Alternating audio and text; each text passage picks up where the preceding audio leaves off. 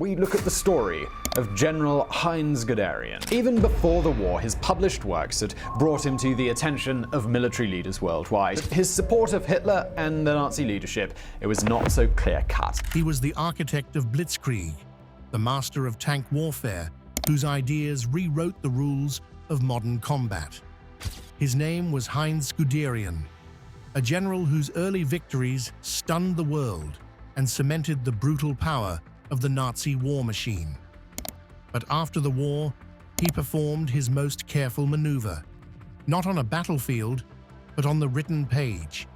In his memoirs, he crafted a powerful legend of the brilliant, wronged soldier, a narrative that would influence history for decades. So, how much of his final testament was truth, and how much was a calculated defense? The answers are more complex than they appear. Imagine a military world still thinking in the past, a world where the memory of the trenches, of that bloody, stagnant slaughter, was the only lesson anyone had learned. In this world, the horse was still king, and the idea of the tank was mostly a novelty, a slow, lumbering support weapon for infantry. This was the 1920s, and this was the world that a young German officer named Heinz Guderian was determined to tear down and rebuild from the ground up. But here's the first crucial point. Guderian was not a lone genius who invented a new form of warfare in a vacuum. He was a brilliant synthesist and a relentless advocate. His great talent was taking other people's ideas, refining them, and then fighting tooth and nail to make them a reality. He studied the works of British theorists like J.F.C. Fuller and General Percy Hobart, who were already dreaming of independent armored forces. He learned from a German World War I tank commander, Ernst Volkheim, and voraciously read everything he could on the subject. He was, in many ways, the ultimate student of a new military science. And what was his big insight? It wasn't just about putting tanks on a battlefield, it was about how you use them. Guderian envisioned something revolutionary: independent, combined arms panzer divisions. This is a fancy term for a simple but powerful idea. Tanks wouldn't just support the infantry, they would be the spearhead, but they would never operate alone.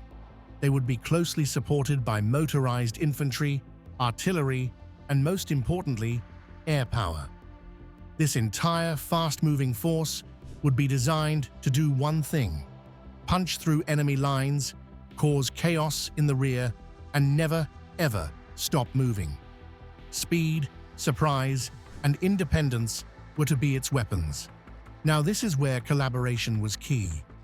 Guderian's superior and true partner in this endeavor was a man named General Oswald Lutz. Think of it like this. If Guderian was the passionate, often argumentative public face of the Panzer Force, then Lutz was the mastermind working behind the scenes, persuading officials and smoothing over the feathers Guderian ruffled. They were a team. Lutz provided the high-level backing and strategic nous, while Guderian hammered out the practical details and shouted the new doctrine from the rooftops. It's difficult to say who came up with each idea, but their partnership was essential. One of Guderian's most personal and vital contributions is often overlooked: communications. He understood that a tank is just a metal box if it can't be commanded. He pioneered the radio equipment and the communication systems that would allow tank commanders to talk to each other, to coordinate in the heat of battle, and to truly operate as a unified force, not just a collection of individual vehicles. This was the nervous system of the Blitzkrieg body. All of these years of study, argument, and development finally crystallized in 1937 with a book. Its title was a warning and a declaration: Achtung, Panzer. This book was his manifesto. In it, he laid out his entire case, arguing against the continued use of horse cavalry and for tanks as the decisive weapon of a future war. It reviewed military history, analyzed the tank's potential, and provided a blueprint for what was to come. It was the theoretical foundation for everything he had been fighting for. And tragically, just 2 years later, the world would see his theories put into devastating practice. The theories were now finished. The book was published. And in September 1939, the world was about to become a brutal testing ground. With the invasion of Poland, Guderian was no longer just a theorist. He was a frontline commander, leading the 19th Army Corps. This was the moment of truth for his panzer doctrines. Would they work? The answer was a terrifying, brutal yes. The campaign in Poland was a brutal demonstration of speed and force. Guderian's panzer divisions sliced through Polish defenses, moving with a pace that traditional armies couldn't comprehend. He wasn't sitting in a cozy headquarters miles behind the lines. He was right up with his tanks, directing the chaos, pushing them forward relentlessly. The Polish army, brave but outmoded and outgunned, was overwhelmed. This was the world's first real look at Blitzkrieg, lightning war in action. It was a shocking success for the German war machine, but it was only a rehearsal. The real test was coming. That test was France. The French and British forces were dug in behind the massive Maginot Line, a vast fortification they believed was impenetrable. Their entire strategy was based on a repeat of the static trench warfare of the First World War. The German High Command's initial plan was similarly cautious, but then came a daring, some said suicidal, alternative.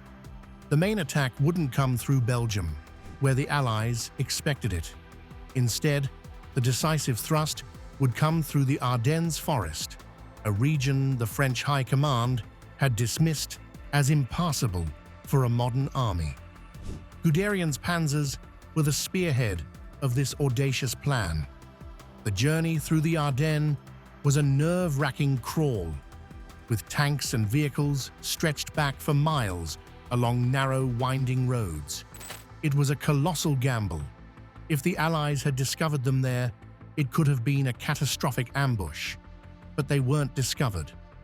Guderian's forces emerged from the forest on the banks of the River Meuse, right near the historic town of Sedan. The crossing of the Meuse was a fierce, bloody battle, but once his troops established a bridgehead, the true Blitzkrieg began. Guderian's order was simple. Don't stop to consolidate.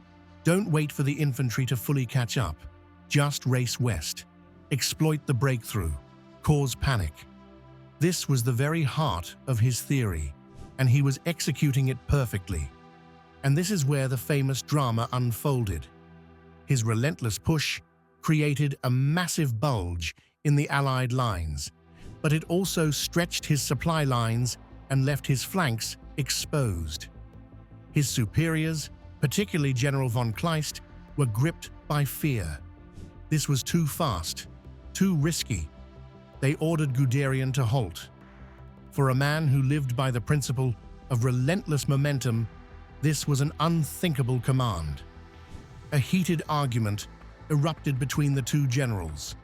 Von Kleist insisted on caution. Guderian argued that stopping was the most dangerous thing they could do. It would give the enemy time to regroup. The conflict grew so intense that Guderian offered to resign his command on the spot. It was a stunning act of insubordination. A compromise was hastily reached, but Guderian creatively interpreted his new orders, continuing his advance under the thin pretext of reconnaissance in force. He kept moving. This stubbornness, this absolute faith in his own doctrine, was his ultimate vindication. His panzers didn't stop. They crashed through the collapsing French defenses, pushing further and further west. The Allies were in disarray, completely wrong-footed by the speed and direction of the attack. And then, On the 20th of May, 1940, Guderian's forward units did the impossible. They reached the English Channel. The Allied armies in Belgium were now completely cut off. The victory in France was sealed. It was a triumph that stunned the world and made Guderian a hero in Germany. But this victory, built on his revolutionary ideas, also cemented the power of the Nazi regime, enabling its next, even more brutal chapter. The master of the Blitzkrieg had proven his theory, but the ultimate cost of that victory was yet to be revealed. Operation Barbarossa was a war on a different, much more brutal scale than the campaigns in Poland and France. And for Guderian, it would be a journey from the peak of his military glory to a bitter and very public disgrace. The invasion began on June 22, 1941. Guderian was now in command of the 2nd Panzer Group, later renamed the 2nd Panzer Army, and his forces were part of the massive Army Group Center, tasked with driving towards Moscow. True to form, the early weeks were a stunning repeat of his past successes. His panzers raced forward, acting as the spearhead for giant encirclement battles. They helped trap huge Soviet forces at Minsk and then, by mid-July, at Smolensk. Smolensk was a crucial gateway. It was barely 200 miles from Moscow itself. The road to the Soviet capital seemed wide open. But this was also the moment the first cracks appeared. Hitler, nervous about the immense Soviet forces still in the south, made a fateful decision. In August, he ordered a halt to the direct advance on Moscow. Instead, he sent Guderian's Panzer Army south to help encircle Soviet forces near Kyiv. This was a huge victory on the map, leading to the capture of hundreds of thousands of Soviet soldiers. But for the men in Guderian's command, it meant precious weeks were lost. The brief Russian summer, perfect for fast-moving tanks, was slipping away. By the time the focus returned to Moscow and Operation Typhoon was launched, the weather had turned. First came the autumn rains. The roads dissolved into bottomless seas of mud, trapping vehicles and bringing the German advance to a crawl. Supplies couldn't get through. Men and machines were exhausted. Then, in early December, came the winter. A winter so brutal, it became a character in the story itself. Temperatures plunged to -20, then -30 degrees Celsius. German soldiers, sent to fight in their summer uniforms, froze to death. Tanks and trucks wouldn't start. Weapons jammed. The great mechanized army was frozen in place. And then, the Soviets struck back. On December 5, 1941, they launched a massive counteroffensive with fresh, winter-ready troops from Siberia. The overstretched and frozen German lines were in danger of being completely shattered. In this crisis, Guderian, the master of maneuver, did what he thought was necessary. He ordered tactical withdrawals. Pulling back to shorter, more defensible lines was standard military practice. It was a move meant to save his army from complete destruction. But Adolf Hitler saw things differently. To him, any retreat was a sign of weakness and defeatism. He issued his infamous "Stand Fast" order. Every unit was to hold its position, no matter the cost. No ground was to be given up. It was an order born of stubbornness, ignoring the reality his soldiers were facing on the ground.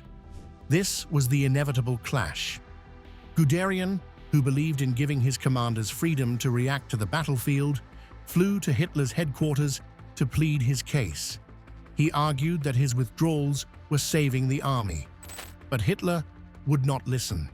He saw only disobedience. The confrontation was fierce. Here was the general who had forged the Panzer Army and the dictator who demanded blind obedience, and their philosophies of war were now in direct, irreconcilable conflict. The outcome was swift and brutal.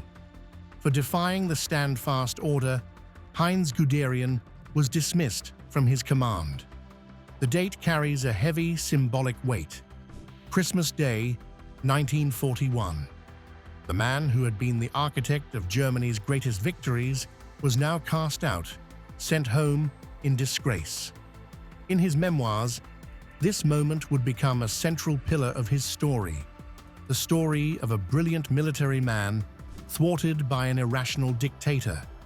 It was a powerful narrative, but it was also a convenient one, shifting the focus from the overall failure of a criminal invasion to a simple clash of personalities.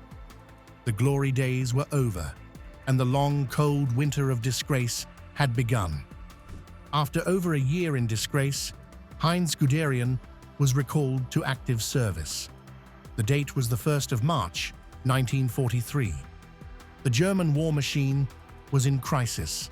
The catastrophic defeat at Stalingrad had just unfolded, and the aura of invincibility around the German army was shattered. Adolf Hitler needed the man who built his panzer forces to rebuild them once more. Guderian was appointed to the newly created position of Inspector General of Armored Troops. On paper, his power was immense. He had broad responsibility for the organization, training, and technical development of every panzer unit in the German army, reporting directly to Hitler himself. It was a monumental task, and Guderian threw himself into it with his typical relentless energy. He was given a clear mission: to forge a new, powerful armored fist for the German military. But the reality he faced was a nightmare of obstacles. Germany's war economy was a mess of competing interests, with chaotic bureaucracy and infighting between different departments. Albert Speer was in charge of armaments production, but the Luftwaffe, led by Hermann Göring, still controlled its own resources and priorities. Guderian found himself in constant battles over simple things like steel allocations, factory capacity, and labor. He pushed for a massive increase in the production of proven, reliable tanks like the Panzer IV and the new Panther. However, he was constantly frustrated. The resources were stretched too thin, and the demands from the front lines were endless. His most significant and ultimately futile struggle was with Hitler himself. The Führer's command had become increasingly erratic. He was obsessed with technical details, often demanding new, complex tank designs that were difficult to mass produce. He would interfere in production schedules and tactics, making it nearly impossible for Guderian to implement a coherent, long-term plan. The man who had once been so receptive to Guderian's ideas was now a micromanaging dictator, lost in his own delusions. All of these struggles came to a head in the lead-up to the Battle of Kursk in the summer of 1943. Guderian was deeply involved in the preparations for Operation Citadel, the German plan to pinch off a massive Soviet salient around the city of Kursk. From the beginning, he had serious doubts. He knew the element of surprise was crucial for Blitzkrieg to work, but the Soviets had been given months to prepare. British intelligence had tipped them off, and they had turned the Kursk salient into the most heavily fortified position in military history, with deep anti-tank ditches, massive minefields, and countless artillery pieces. Guderian later stated that he argued against the attack. He believed that the German army was not strong enough for such a massive offensive, and that the losses in tanks would be unsustainable. He saw it as a reckless gamble. But Hitler, desperate for a dramatic victory to regain the initiative on the Eastern Front, delayed and then finally gave the go-ahead. The battle was a disaster. The new Panther tanks, which Guderian had hoped would be a decisive weapon, were plagued with mechanical teething problems and broke down in large numbers. The German forces, although powerful, slammed into the Soviet defenses, and were ground to a pulp. They advanced only a short distance at a tremendous cost. The Soviets then launched their own massive counter-offensives. The Battle of Kursk became the largest tank battle in history, and it ended with a decisive German defeat. It was the final death knell for the German offensive capability in the East. For Guderian, it was the ultimate proof that his struggle was futile. He had been brought back to perform a miracle, but he was fighting against an impossible tide, a collapsing economy, a chaotic command structure, and a dictator who would not listen to reason. He had managed to rebuild the Panzer forces, but he could not reverse Germany's declining fortunes. The master of the Blitzkrieg had been handed an impossible task, and the battle that was meant to be his comeback instead cemented the fact that the war was lost. If Guderian's earlier conflicts with Hitler painted a picture of a principled soldier, the period after July 1944 would forever stain that reputation. This chapter is not about battlefield glory, it's about moral compromise, and it directly challenges the comfortable myth that the German army was somehow separate from the crimes of the Nazi regime. The story begins with a bomb. On the 20th of July 1944, a group of German officers attempted to assassinate Adolf Hitler. The plot failed. In the bloody aftermath, Hitler demanded absolute loyalty and brutal revenge. He needed someone to help him clean house within the army, and for this, he turned to Heinz Guderian. Just 2 days after the explosion, Guderian was appointed acting chief of the General Staff of the Army High Command. This was a moment of stark choice. By accepting this powerful position in the direct wake of a failed coup, Guderian was signaling his continued service to the regime. But his involvement went much further. Hitler appointed him to a special military court of honor. This court wasn't about justice, it was a tool for vengeance. Its purpose was to identify any officers implicated in the plot and expel them from the military. Why was this so sinister? Because once these men were stripped of their military status, they could no longer be tried by a proper military court. Instead, they were handed over to the notorious Nazi People's Court, presided over by the vicious judge Roland Freisler. Everyone knew what this meant: a show trial followed by a death sentence, often by hanging with a thin wire. Guderian, along with other high-ranking officers like Wilhelm Keitel and Gerd von Rundstedt, sat on this panel, effectively signing the death warrants of their fellow officers. This action is impossible to square with the image of an apolitical soldier just following orders. He was now a key part of the Nazi machinery of terror, helping to root out and eliminate dissent within the armed forces. His presence on that court lent it a veil of military respectability it absolutely did not deserve. This brings us to the bigger question, the one Guderian would later try very hard to obscure in his own writings: the myth of the clean Wehrmacht. After the war, Guderian became a leading voice in promoting the idea that the regular German army was honorable and not involved in the war crimes committed by the SS. But the historical record tells a different story.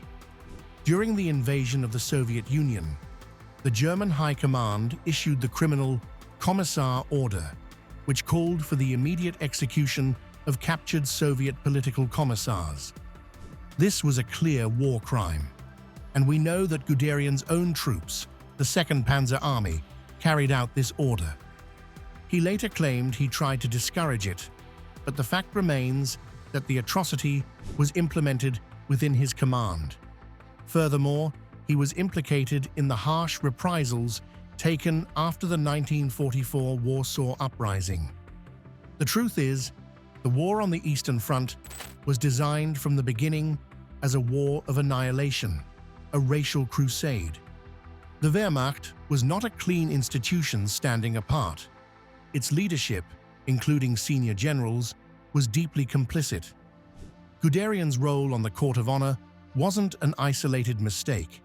It was the logical culmination of a career spent serving a criminal regime, a final damning compromise that saw him prioritizing his position and influence over basic humanity. The master of maneuver had finally maneuvered himself into becoming an instrument of Hitler's bloody revenge. The final act of Heinz Guderian's story was not written on the battlefield, but at a desk. After his final explosive argument with Hitler in March 1945, he was dismissed for good. When the war ended, he surrendered to American forces and was interned for nearly 3 years. Yet, unlike many of his contemporaries, he was released without being charged with war crimes. A free man, Guderian now embarked on his most calculated campaign, the fight for his own legacy. He sat down to write his memoirs, a book that would become famously known as Panzer Leader. This was not a deathbed confession, but a deliberate effort to shape how history would remember him and the German army. In its pages, he crafted a powerful and enduring self-portrait, the brilliant, apolitical soldier, constantly thwarted by an irrational Hitler. He was openly critical of the Führer's military decisions, painting himself as a voice of reason. But this narrative came with glaring omissions. The book promoted what historians would later call the clean Wehrmacht myth. He completely ignored the brutal crimes committed under his own command, such as the execution of political commissars on the Eastern Front. He portrayed himself as the sole father of the Panzer Force, downplaying the vital contributions of his colleagues and mentors. For decades, this one-sided account heavily influenced the popular understanding of the war. Though he died in 1954, his written words ensured his legacy remained a complicated and controversial one, not just as a master of tank warfare, but as a master of controlling his own story.